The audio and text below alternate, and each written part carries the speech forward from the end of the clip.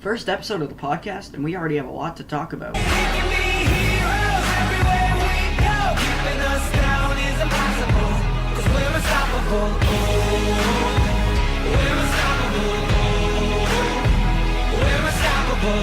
Hello, everybody, and welcome to the first episode of the Long Run Podcast.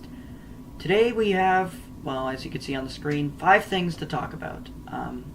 First of all, I'd like to apologize that I'm looking at the camera just like the entire time. I'm not really using much facial expression or anything. It's my first time, so I will be getting used to it. So over time, basically, I'll be getting more used to doing this. So the first thing I want to get into is Greg Biffle. Recently, this past week, Greg Biffle came up in the news. I have it pulled up here on my screen. The title is, well, this is from CharlotteObserver.com. What it says, ex-wife says former NASCAR driver Greg Biffle secretly recorded her in bedroom shared with friends. And basically, Greg Biffle's ex-wife is suing Greg Biffle. It doesn't actually say how much money, but for videotaping her apparently naked. It doesn't sound like Greg Biffle would do anything, but Greg Biffle was sent to court. Said on Tuesday, Biffle denied doing anything inappropriate and testified that his wife knew about the cameras. So it says that the lawsuit is seeking at least $100,000 in damages. I just went over and read a little bit more. But, so basically, Greg Biffle is being sued, so we'll have to see what happens with that. Next topic, Spencer Gallagher again, as it says for number 2, planning to make his Cup Series debut at Watkins Glen this Sunday. That's pretty impressive, considering that he just got back to Xfinity after being suspended for, I think it was about 6 or 7 races, or if not more. Already moving up to Cup, so that's not something I expected to see. But this is from thedrive.com. Spencer Gallagher plans to make his Monster Energy NASCAR Cup Series debut Sunday at Watkins Glen International in New York, from behind the wheel of the number 23 BK Racing Toyota. Gallagher is the driver of the number 23 GMS Racing Chevrolet. Yeah. Mike Beam has submitted a $1.8 million bid for BK Racing, which is scheduled to be sold on August 21st. That's also something that I wanted to go over, but that I will be going over on Tuesday. But for now, I think that's great for Spencer. He has a lot of talent. Of course, he just got his first win this season, but that win was encumbered because of, well, yeah, you know the whole deal with Spencer Gallagher. But yeah, I still think that's great for Spencer, and we'll have to see what he does on Sunday. Third thing I want to go over is the state of NASCAR's social media. So I don't have a link for this, actually. So this is just me saying what I think the current state of social media is in. I don't think NASCAR's social media is in a very good state currently.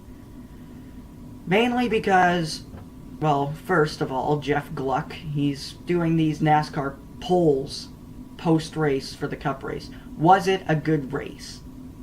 I'm not a big fan of that. Why can we not just sit back, relax, and enjoy the races on Sunday, no matter what happens and who wins? Doesn't really matter in my mind. As long as I'm just sitting there, relaxing, and enjoying the race, that's really what counts. I don't really know why we have to be going post-race and doing these polls. Was it a good race? No, it wasn't a good race if that's what you're doing. So, I'm just not a very big fan of that. Another thing with NASCAR's social media, so people are calling out NASCAR for things that are just basically the same things over and over again. And NASCAR's just not paying attention to that, which really bugs me.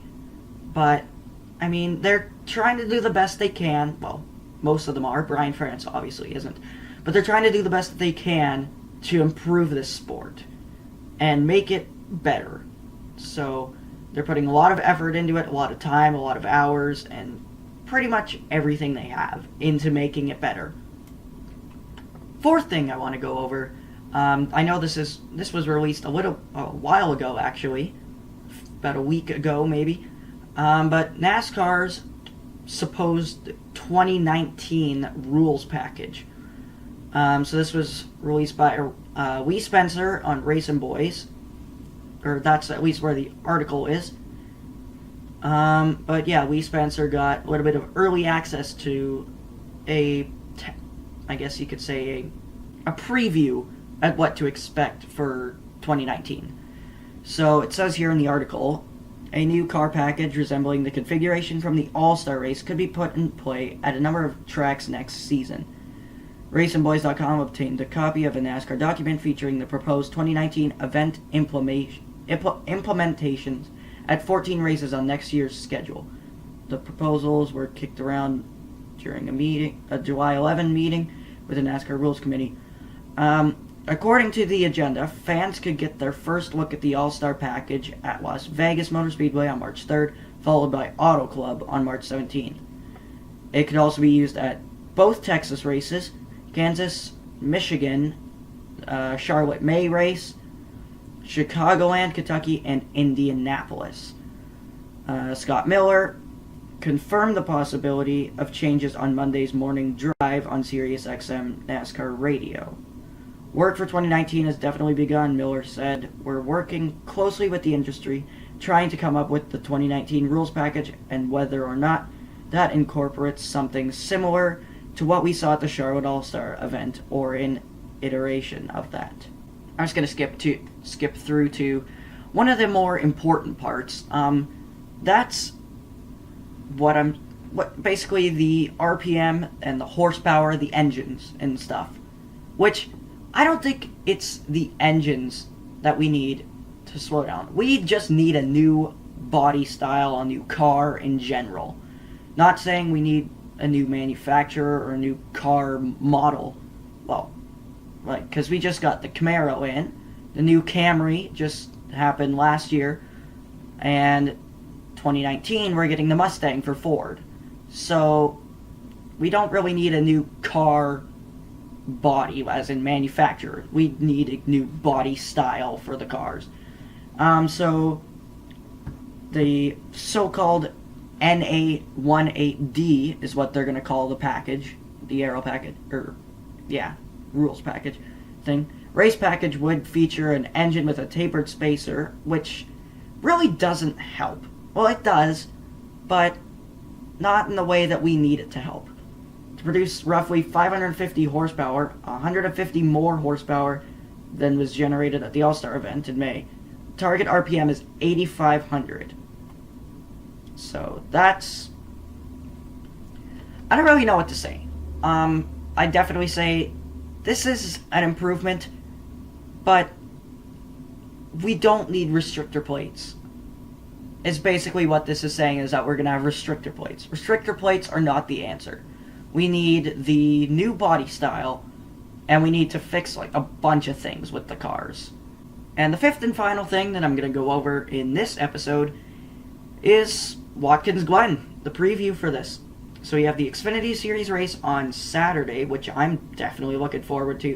Whenever they go to Watkins Glen, it's always a fun race. And then we have the Cup race on Sunday. So I'm mainly going to focus on the Cup race for this week.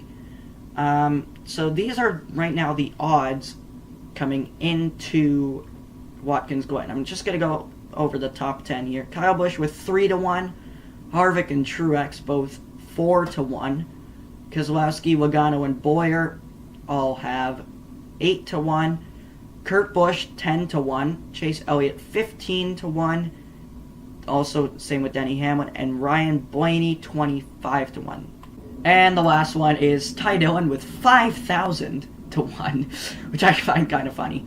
So my pick to win here for Watkins Glen is kind of have to go with my favorite driver, Kyle Busch. Mainly because he's pretty good at this racetrack. He didn't get the win last year. That was Martin Truex Jr. He came close, sort of. No, not really, actually. He had the incident with Keselowski. But he almost won in 2012. He ended up winning in 2013. But he had a strong car last year until all the bad pit stop, and then the incident with Keselowski happened, and then, yeah, so basically a lot of things happened that prevented Kyle Busch from winning last year, but I think he's going to get it done this year and take the checkered flag at Watkins Glen. So that basically wraps it up for this episode of the Long Run Podcast. Thank you all for watching. I appreciate it very much. Go ahead and subscribe and hit the like button if you haven't already done that.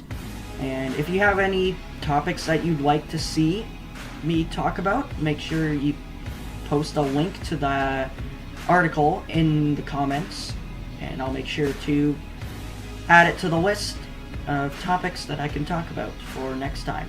So we thank you all for watching, and we'll see you next time. Bye for now.